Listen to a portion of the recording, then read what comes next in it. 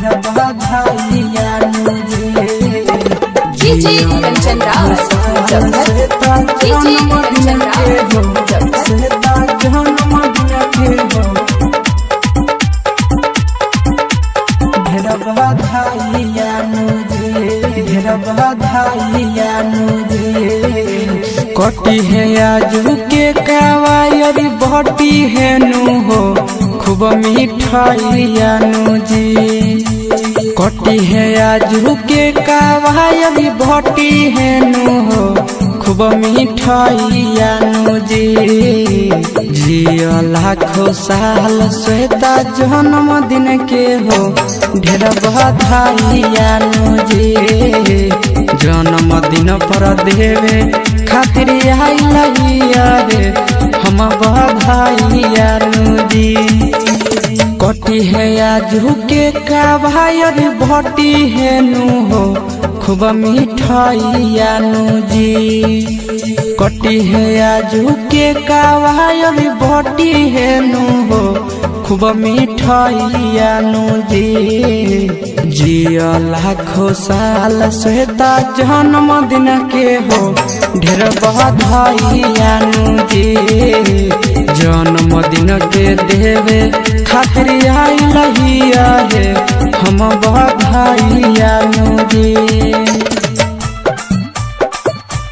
ढेर बधाइया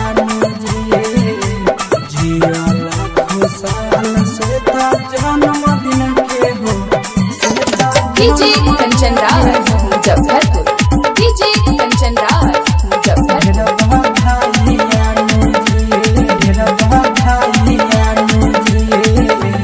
खुश रही हरदम हंसी बोली सब दिन मुँह सहकाइनु जी खुश रही हरदम हंसी बोली सब दिन मुँह सहकाइनु जी जिया लाखों साल श्वेता जन्मदिन के हो ढेर बधाइया जी जन्मदिन पर देवे खातिर आइला रे हम बधाइया जी सब दिन आगे बढ़ सब करनु हो कर भलैया जी सब दिन आगे बढ़ सब करनु हो कर भलैया जी जिया लाखों साल श्वेता जन्मदिन के हो ढेर बधाइया जी जन्मदिन पर देवे खातिर आइला रे हम बधाइया जी